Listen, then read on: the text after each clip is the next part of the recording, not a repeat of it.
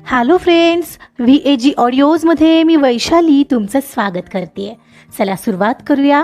गुंतल्या आतुर फिरुनी भाग 2. मॅम, आपका घर आ गया. ऑटोवाला भैयाचा आवाज आला तशी ती भानावर आली. तिने त्याचे पैसे पे केले आणि ऑटोमधून उतरली. गेटमधून आत आल्यावर तिनं एक वेळ घराकडे पाहिलं. आत जावं असं काही तिला मनापासून वाटत नव्हतं. खरं तर सध्या तिला एकांत हवा होता, पण घरात गेल्यावर तो मिळेल याची क्षणभरही शाश्वती नव्हती. घरात पाऊल ठेवताच, हे वहिनी आलीस, बरं झालं. ऐक ना. घरात पाऊल ठेवताच तिची नणंद तिची कधीची वाट पाहत होती. तिनं येऊन तिला घेरलं. अगं हो हो कृती, तिला आत येऊन श्वास तर घेऊ दे. पर्णिकाची सासू म्हणजे केतनची आई शमिका म्हणाली. अगं हो, मी फक्त बोलते तिच्याशी. ऐक ना वहिनी, मी ना यावेळी गणपती पुढं एक सॉलिड डेकोरेशन करण्याचा प्लॅन केलाय. कृती, मी जस्ट फ्रेश होऊन आले. आता स्वयंपाकालाही लागावं लागेल, कारण वेळ झाली आहे ना. मी आलेच. मग किचनमध्ये स्वयंपाकाची तयारी करता करता बोलूया प्लीज.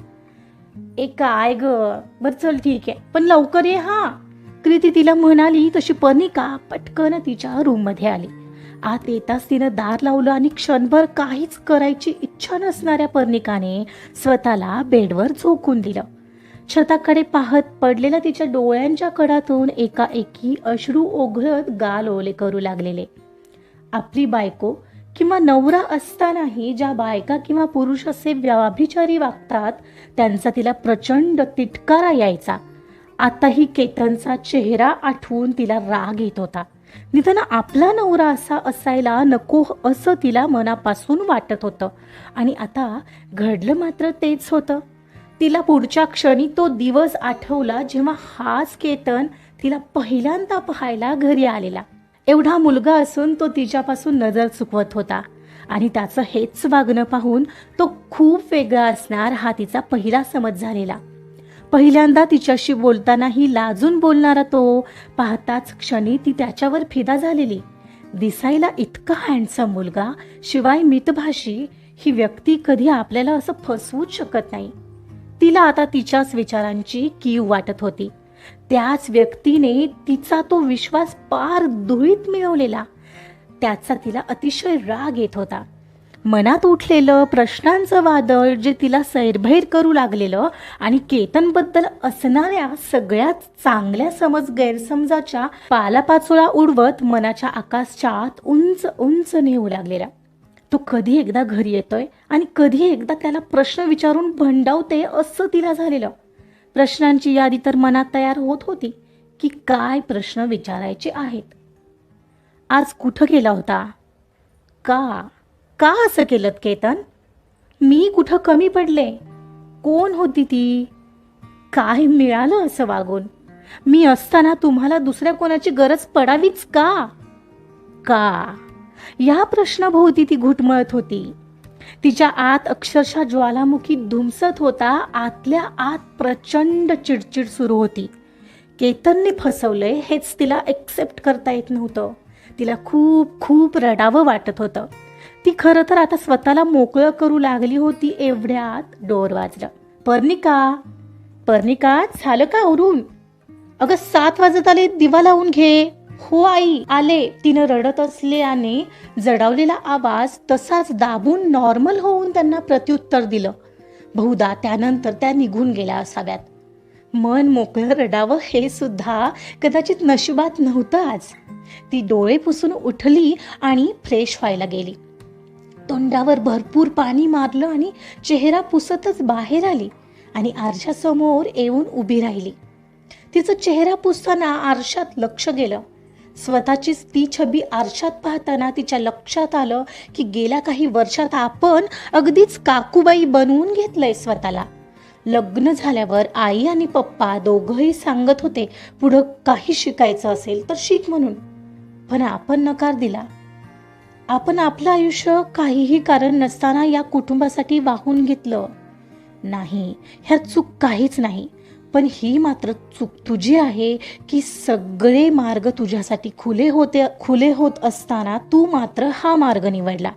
ही तुझी चूक आहे आणि केतनला कोणत्या तोंडाने का म्हणून प्रश्न विचारणार आहेस? तिच्याच मनाने तिला उलट प्रश्न केलेला आणि तिला अगदी निरुत्तर करून टाकलेलं. आरशात ती आता स्वतःलाच नखशिखांत निहाळत होती. तिच्या टिकलीची साईज आता अगदी मोठी झालेली. आता ही मोकळे केस न सोडता तिनं एक वेणी घातलेली, साडीवरच्या ब्लाऊजचे स्लीव्ज कोपऱ्याच्या खाली आलेले आणि वन साइड पदर न सोडता अगदी नीट नेटके पिनअप केलेलं.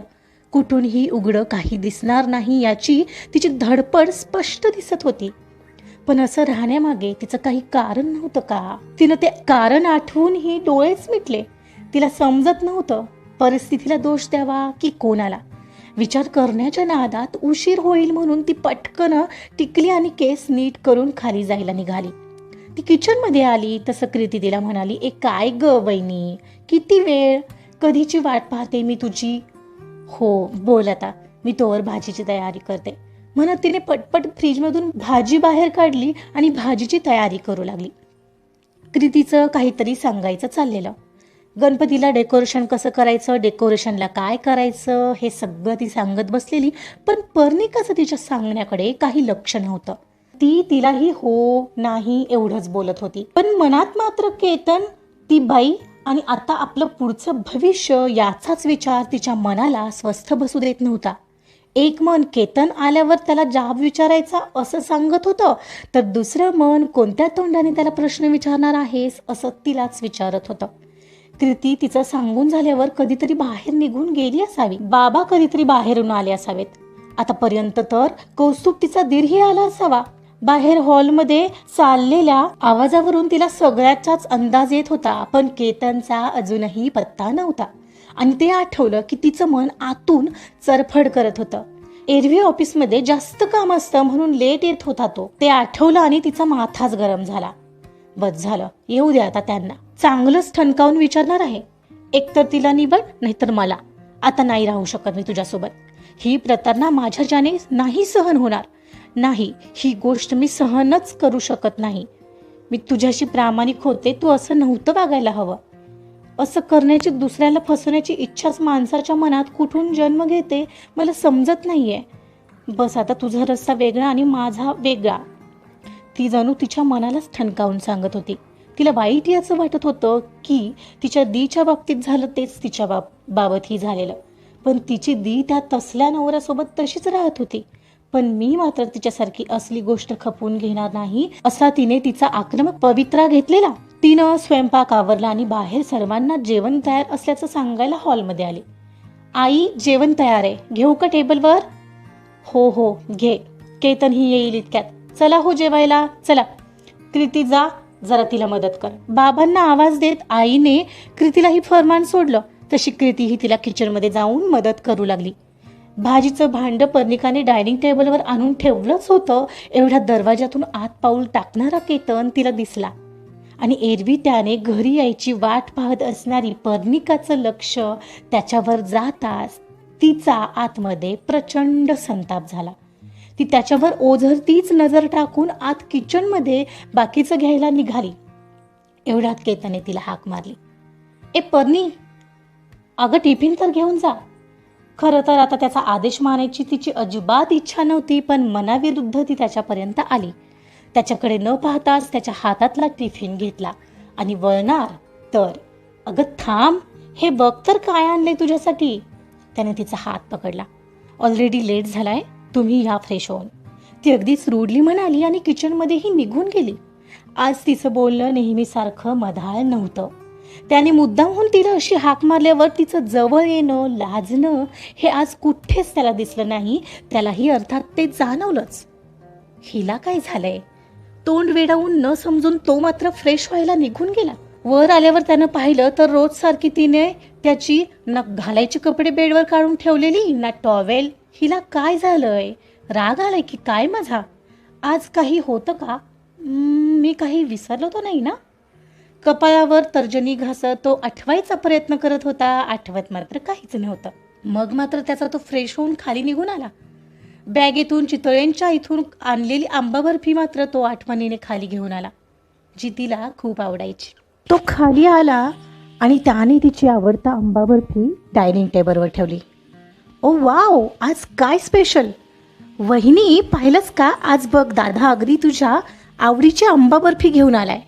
त्याच्याही आधी कृतीच म्हणाली. तिनं त्यातला एक पीस लागलीच खोलून घेतला. केतनला वाटलं आता तरी ती त्याच्याकडे पाहिल, पण तिने कृतीकडे पाहून स्मित केलं आणि पुन्हा वाढण्यात गढून गेली. तिच्या चेहऱ्यावरचे भाव जाणून घ्यायचा त्याचा पुरेपूर प्रयत्न चालू होता. पण एखादं चुकीचं काम केल्यावर व्यक्तीला जी अपराधीपणाची भावना येते तीच आता त्याला घेरू लागलेली. काहीतरी चुकल्याची फिलिंग त्याला आता येऊ लागलेली. आपण आज कियारासोबत खरंच तिथं गेलो होतो हे आठवून आपोआपच त्याच्या मनात तेच गिल्टी येऊ लागलेलं आणि त्याला स्वतःलाच अपराधी वाटू लागलेलं. काय रे केतन, आंबा बर्फी आणलीयस म्हणजे दगडूशेठला गेला होतास की काय?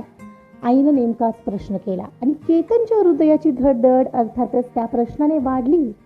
इकडं पर्णिकाचंही लक्ष आता मात्र त्याच्याकडे गेलं. तो आता काय उत्तर देईल हे तिलाही तर ऐकायचं होतं. काही काय, त्यासाठी इतक्या लांब जायलाच हवं असं काही आहे का? आणि तसंही हल्ली चितळ्यांची प्रोडक्ट्स आता सर्व स्वीटमध्ये मिळतात. तो त्याचं खोटं लपवत हसला. पण त्याचं खोटं हे पर्णिकाने मात्र पकडलेलं. तिच्या चेहऱ्यावर अर्थातच उपहासात्मक हास्य पसरलं. पर्णिकाकडे पाहत असताना उत्तर दिलेलं. तिच्या चेहऱ्याकडे पाहून तिला ते पटलं नाहीये हे बहुतेक त्याच्या लक्षात आलेलं आणि आता त्याला उगाच जाम टेन्शन येऊ लागलेलं. अच्छा, म्हणजे कोपऱ्यावरच्या स्वीटमधून आणलेस तर? हो ग आई, तो पुन्हा रेटून म्हणाला.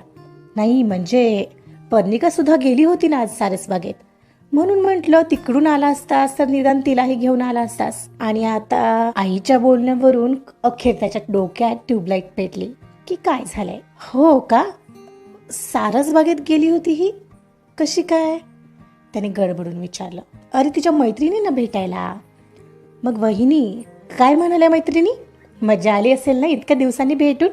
कृतीने विचारलं. हो, खूप मजा आली ती म्हणाली आणि तिच्या चेहऱ्यावर पसरलेली नाराजगी त्याला मात्र लगेच समजत होती. आज पर्णिका सकाळी त्याला कॉल करून ऑफिसमधून लवकर निघून सारसबागेत येशील का असं काहीसं विचारत होती. पण आज जमणार नाही, येत्या संडेला नक्की जाऊ असं काहीतरी बोलून त्याने टाळलेलं. आणि आज ती सारसबागेतच होती हे पाहून त्याच्या चेहऱ्यावरचा रंगच बदललेला. त्यात नेमकाच त्या क्षणाला पर्णिकाने स्मित करत त्याच्याकडे कटाक्ष टाकलेला तसा तो गारच झाला. खाली पाहून गप जेवू लागला. अरे वा, आंबा बर्फी, वा. एवढ्यात कौस्तुभ आला. त्याने बॉक्समधली बर्फी उचलून तोंडात टाकली. पर्णिका, तूही बसतेस ना जेवायला? आई म्हणाल्या. हो बसते म्हणत ती स्मित करत बसली. सर्वांसमोर मनात इच्छा नसताना बसणं तर भाग होतं. एव्हाना सर्वांनीच एक एक करत आंबा बर्फी उचलली आणि शेवटची राहिलेली ती पुन्हा कौस्तुभ हात लावणार तर कृतीनेच त्याच्या हातावर फटका मारला. अरे वहिनीला तर खाऊ दे, तिनं अजून खाल्लीही नाहीये, तिच्यासाठीच तर आणलीये दादाने. घे ग तू वहिनी. ती बर्फीचा बॉक्स पर्णिकासमोर करत म्हणाली. अगं कृती, ठीक आहे, खा तुम्ही भाऊजी, मला काही प्रॉब्लेम नाही. अगं घे ग, तुला आवडते ना, आई म्हणाली. नाही नको, माझी आज इच्छा नाहीये, ती म्हणाली आणि खाली पाहून जेवू लागली. इकडं केतन मात्र गिल्टी फील करत होता. तिनं मला पाहिलं तर नाही ना कियारासोबत? But we are just colleagues. आणि नेमकंच आमचं तिकडच्या साईडला क्लायंटला भेटायला जाणं झालं. मग गेलो होतो सोबत सारसबागेत. तर तिनं केला खूप हट्ट. मग जर खरंच तिनं पाहिलं असेल तर या विचारानेच त्याच्या हृदयाची धडधड उगाचच वाढलेली. नाही तसं काही नसेल, तो स्वतःलाच समजावत म्हणाला. मी काढून घेईन तिच्याकडून नेमकं काय झालंय. हो, मी जाऊ शकलो नाही म्हणून कदाचित रागावली असेल. मी म्हणवेन तिला, शी इज वाईज गर्ल, घेईन मला समजून. मनाशीच विचार करत तो गालात हसला आणि आता कुठं त्याला थोडंसं हायसं वाटलं.